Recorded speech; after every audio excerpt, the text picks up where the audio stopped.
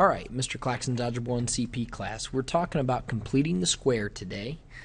Very important that you recognize and learn this concept because it's really going to help you to think. It's going to help me to show me that you understand algebra and can manipulate expressions and equations in order to get what you want. Three basic skills really that you need for completing the square. Recognize a quadratic equation in standard form. That standard form is y equals ax squared plus bx plus c. Y equals ax squared plus bx plus c. As you probably noticed right here, I do not have a c. I'm going to go ahead and erase this. That was for later. Writing it in function form, it's ax squared plus it's f of x equals ax squared plus bx plus c. Identify the b value, pretty easy to do. Hey, there it is right there. Divide it by 2 and square it. And that really, in a nutshell, is completing the square. Divide that b value by 2 and square it. That's all you need to do. It's not as complicated as it might seem. All right, let's start completing some squares here, just so you can understand the process of completing the square. Practice master level B, right?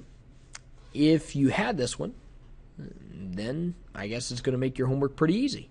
If you had this homework assignment, complete the square for each binomial. I'll write the new perfectly squared trinomial in the form x squared plus bx plus c. So I'm going to go ahead and show my work, and then I'm going to rewrite it. I want to add the b value divided by 2 and squared. So I'm going to take that b value, which is 28. I'm going to divide it by 2. And then I'm going to square that entire, that quotient right there. So 28 divided by 2, which is 14.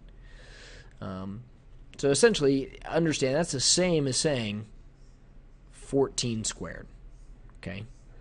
14 squared is 196. I know that our perfectly square trinomial is going to be x squared plus 28x, keep that b value, plus 196. That is completing the square. That's all it is. That creates a perfectly square trinomial that's going to factor into x plus 14 times x plus 14. In other words, it's just going to be x plus 14 squared. That's x plus 14 times x plus 14. X plus 14 squared.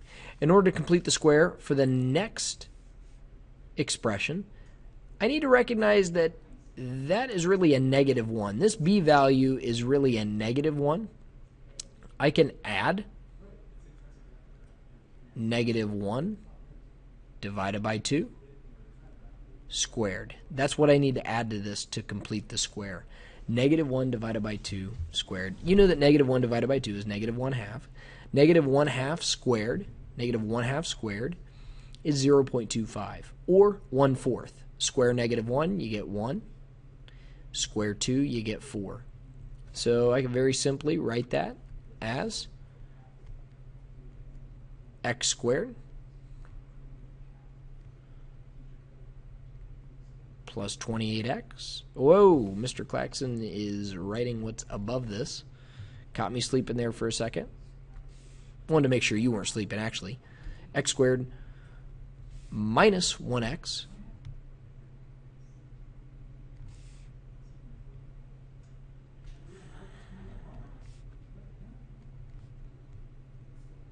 and instead of writing the 1 in there, I'm going to keep it cool and just write minus x. Plus, you could say 1/4 or 0.25, whichever you prefer. That would be the answer. In the next one, we see our b value. B value is negative 50. Negative 50. So remember, we want to add. Take that b value, divide it by 2, and square it. Add 50 over 2,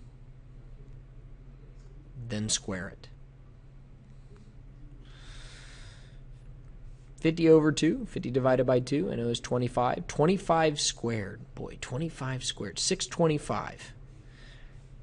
My math experience coming out there.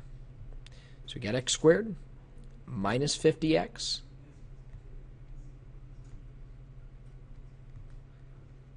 plus 625. What's that going to factor into? That's going to factor into x minus 25 times x minus 25. So 5 would factor into x minus 25 times x minus 25. And I know you're thinking, Mr. Claxton, why be efficient? Just write x minus 25 squared. Yes, you're 100% correct. That's why we complete the square. Why we complete the square. A little trickery with this next one. Really got to be on top of your game. Really have to know your computation in order to complete the square with it. Remember, we want to square.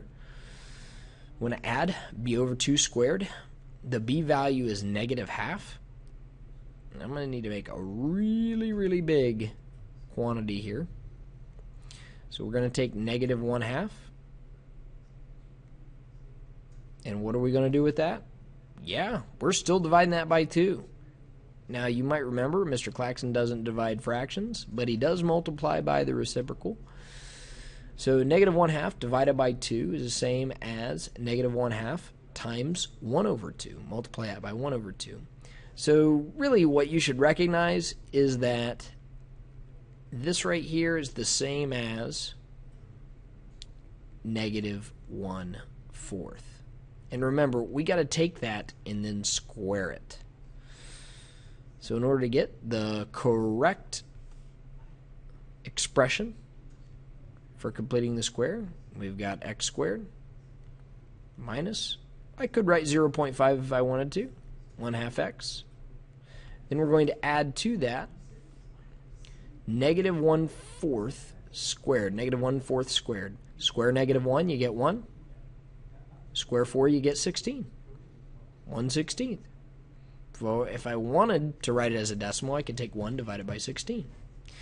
I know that this is going to factor into, that 7 is going to factor into x minus 1/4 multiplied by x minus 1/4. Yeah, the easiest way to represent that, by the way, is x minus 1/4 squared.